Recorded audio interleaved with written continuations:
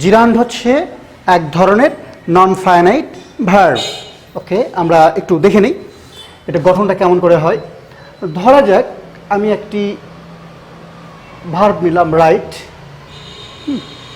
কিংবা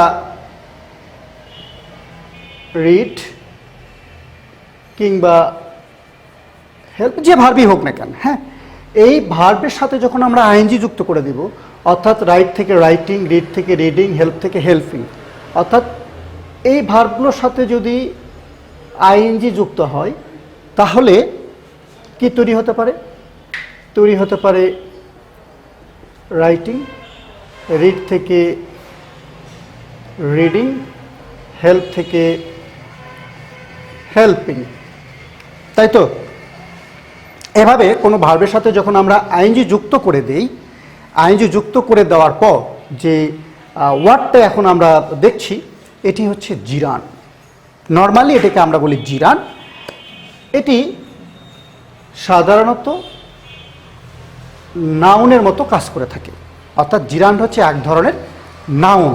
হ্যাঁ, জিরান্ড হচ্ছে এক ধরনের নাউন, নাউনের মতো কাজ করে থাকে জিরান। আমরা কিন্তু জিরান পড়ছি, অন্য কিছু না। তো আজকে আলোচনার বিষয়টা হবে, আমরা একটা উদাহরণ দেখি, কি বলো? যেমন কেউ যদি এরকম বাক্য লেখে, রিডিং ইজ মাই লাভ, তাহলে এটার বাংলা কি হবে? এই দেখো, রিড থেকে রিডিং, এটা হলো কিভাবে বুঝলাম নাউন? এটি হলো এই সেন্টেন্সের সাবজেক্ট। তো সবসময়ই সাবজেক্ট, কোনো সেন্টেন্সের যে সাবজেক্ট হবে, কোনো বাক্যের যে সাবজেক্টের জায়গাটায় বসে সে কিন্তু সবসময় নাউন বা প্রোনাউন। তাহলে কি বললাম? একটা বাক্যে যে সাবজেক্টের জায়গায় বসে, সাবজেক্টের কাজ করে, সে কিন্তু সবসময় নাউন বা প্রোনাউন। তাহলে সে অর্থে এটা নাউন। এবং আমরা আরেকটু অর্থ বোঝার চেষ্টা করি। নাউন, কোনো কিছু নাম।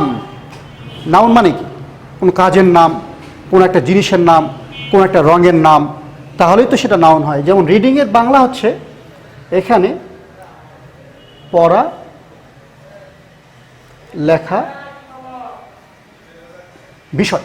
পড়ালেখা বিষয়টা বা পড়ালেখা কর্মটা, হ্যাঁ, বিষয় বা কর্ম। তার মানে এটা কিন্তু একটা নাউন, অর্থটা নাউন।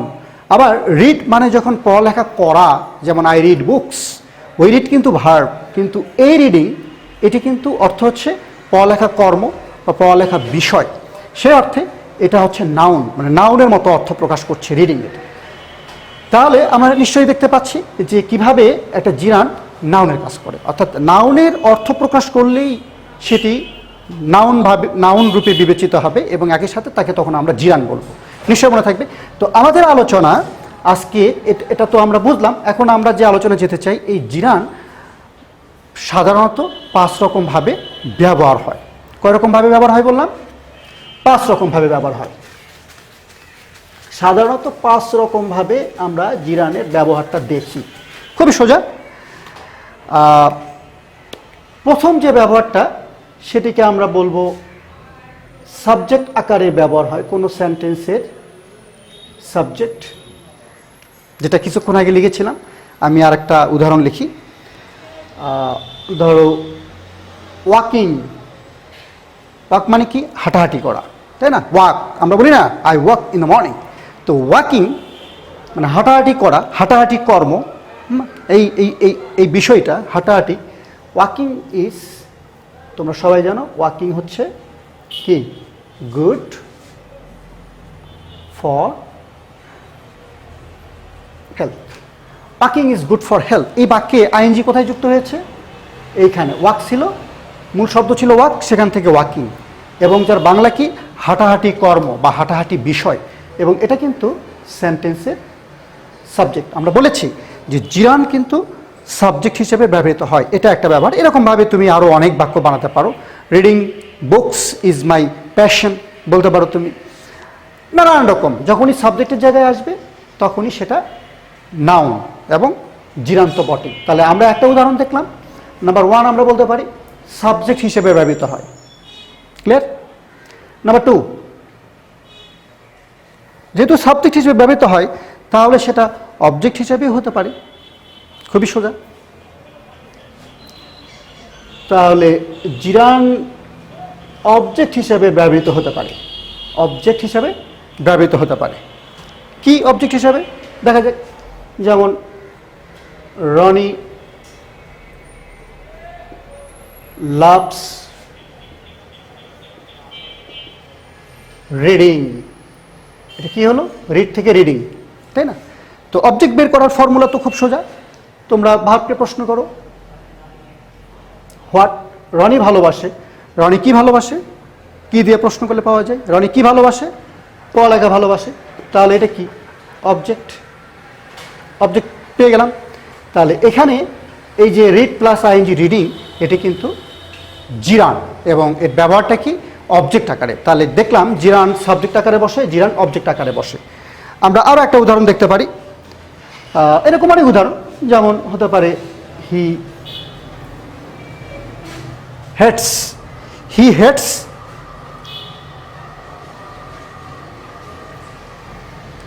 Walking up early. সে তাড়াতাড়ি ঘুম থেকে ওঠাটা অপছন্দ করে, মানে ঘৃণা করে। হি হেটস ওয়াকিং আপ। তাহলে প্রশ্ন করো, এটা যেহেতু ভার্ব, কি সে কি ঘৃণা করে? Walking up. ওয়াকিং আপ, হ্যাঁ, এটা কিন্তু আইএনজি, ওয়েক থেকে ওয়েকিং, জিরান। তাহলে এটা হয়ে গেল এখানে অবজেক্ট, এটা ভার্ব, এটা সাবজেক্ট। এই বাক্যে এটা কিন্তু সাবজেক্ট, এটা কিন্তু ভার্ব। তাহলে আমরা দেখতে পাচ্ছি যে জিরান অবজেক্ট আকারে ব্যবহৃত হয়। এরপর আমরা চলে যাব জিরান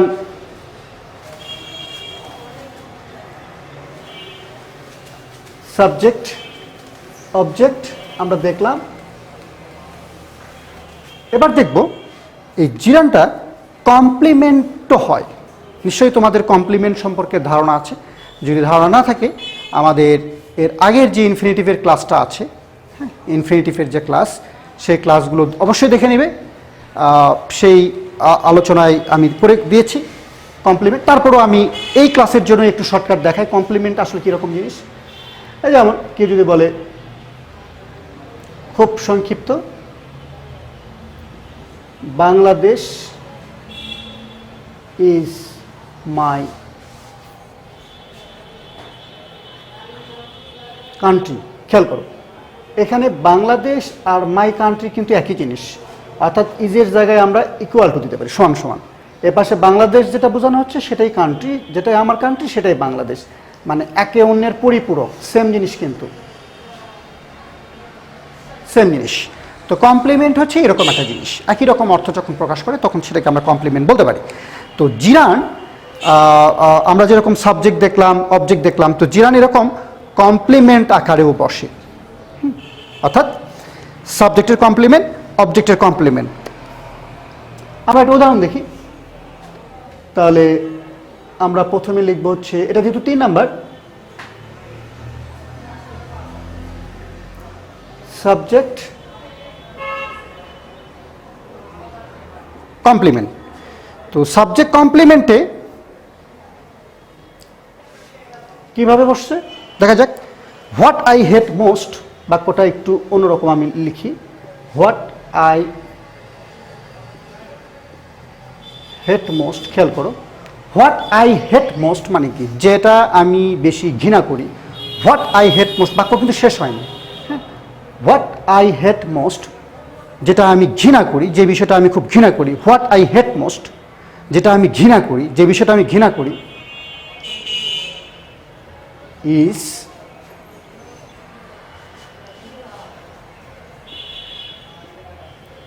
ডিস্টার্বিং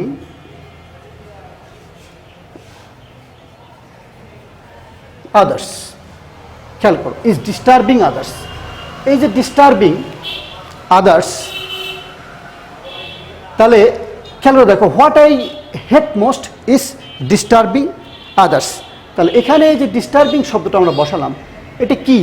এটা কিন্তু এই যে আমি যেটা ঘৃণা করি, এটা পুরোটা কিন্তু এখানে সাবজেক্ট। কি ঘৃণা করি? ডিস্টার্বিং।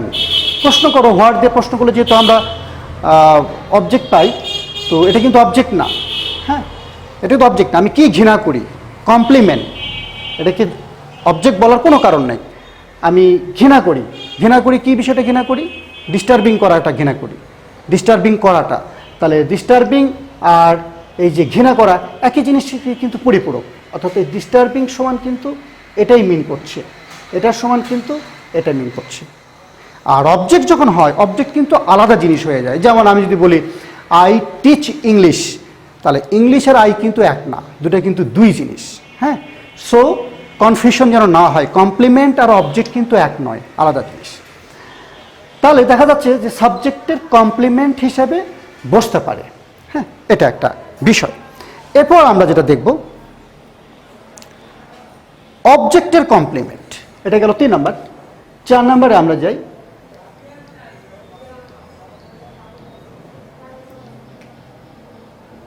Object complement. তো অবজেক্ট কমপ্লিমেন্ট কিভাবে হয়? অবজেক্ট কমপ্লিমেন্ট যেমন I saw Jim riding his bike, I saw Jim riding his, আচ্ছা বাইকই দেই, riding his bike, I saw Jim riding his bike. খেয়াল করে এই বাক্যে এখানে এটা সাবজেক্ট, এটা ভার্ব, এটা অবজেক্ট। কারণ ভার্বকে প্রশ্ন করো হোম দিয়ে, কারণ দুটো সিস্টেম আছে, হোম দিয়ে অথবা হোয়াট দিয়ে প্রশ্ন করলে অবজেক্ট পাওয়া যায়।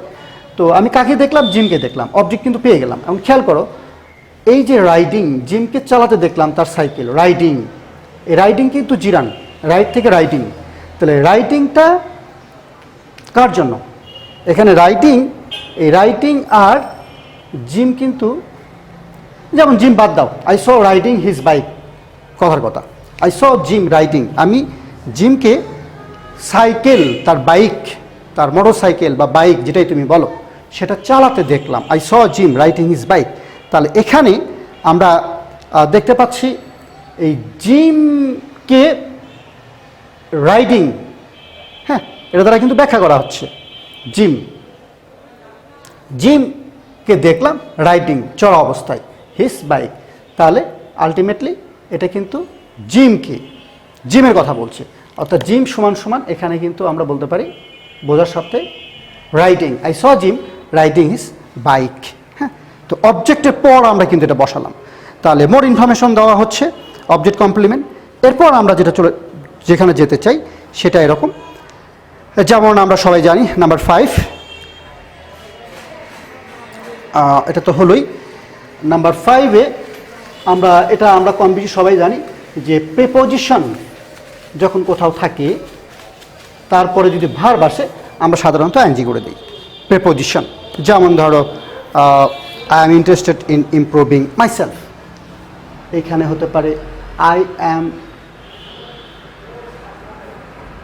Interested in improving myself. এখানে যে ইমপ্রুভিং, এটা কিন্তু জিরা, অর্থাৎ ইমপ্রুভ থেকে ইমপ্রুভিং। কারণ কি? এখানে এটা প্রিপোজিশন। তো এটা খুবই সোজা, প্রিপোজিশন তারপরে ভার্ব থাকলে তার সাথে আমরা আইএনজি করে দিই, সাধারণত সেটিই হয়, জিরান্ড আকারে ব্যবহৃত হয়। তাহলে প্রিপোজিশনের পরে যেটা বসে সেটাও কিন্তু এক ধরনের অবজেক্ট। তাহলে এটা আমরা দেখতে পাচ্ছি যে অবজেক্ট আকারে বসছে, I am interested in improving. তাহলে এই ইমপ্রুভিংটাকে আমরা কি বলতেছি? এটাকে বলতেছি এক ধরনের অবজেক্ট। কেন বলতেছি? কারণ প্রত্যেকটা প্রিপোজিশনের পরেই কিন্তু আসলে অবজেক্ট বসে, সেটা নাউন বা প্রোনাউন, নাউন বা প্রোনাউন, অবজেক্ট। এই 5 রকমের বাহিরে, এই 5 রকমই মূলত বেশি ব্যবহৃত হয়, হ্যাঁ। এটার বাহিরে আমাদের আর একটা ব্যবহার আছে, সেটা আমি আলাদা করে একটু লিখতে চাচ্ছি। শি ডাজেন্ট লাইক ইয়োর, এরকম একটা উদাহরণ, শি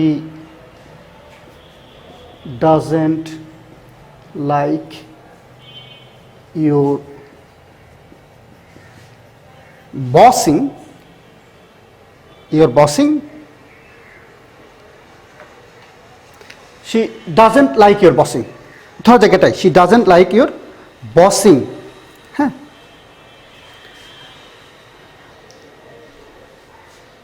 বসিং হিম ধরা যায়। তো এই বাক্যে এই যে বসিং এটি কিন্তু বসছে এই যে পজিটিভ ইয়োর, একটা অ্যাডজেক্টিভ পজিটিভ কেস এখানে বসছে, পজিটিভ অ্যাডজেক্টিভ বলা হয়। তো ইয়োর এরকম পজিটিভ যেগুলি অ্যাডজেক্টিভ জাতীয় প্রোনাউন আছে, পজিটিভ অ্যাডজেক্টিভ, ইয়োর, হ্যাঁ, মাই, হার, হিজ, এগুলির পর আমরা কিন্তু জিরান্ড বসায় থাকি।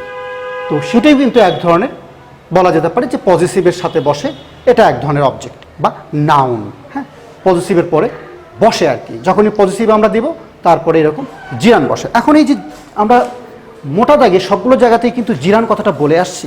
এখন এগুলো পার্টস অফ স্পিচ যদি কেউ জিজ্ঞেস করে, আমরা যতগুলো উদাহরণ দেখলাম, কোথাও কোথাও কিন্তু এটি প্রেজেন্ট পার্টিসিপল অর্থাৎ অ্যাডজেক্টিভের মতো কাজ করবে, কোথাও কোথাও কিন্তু নাউনের মতো কাজ করবে। তো সেটি নিয়ে আরেকটা ক্লাসে আমরা আসব যে এই যে জিরান অর্থাৎ আইএনজি যুক্ত যে একটা ভার্ব, যেটাকে আমরা ভার্বাল নাউনও বলে থাকি, সেটি পার্টস অফ স্পিচ যখন জিজ্ঞেস করা হবে, কখনো কখনো নাউন, কখনো কখনো কিন্তু সেটি অ্যাডজেক্টিভ সাধারণত হয়ে থাকে।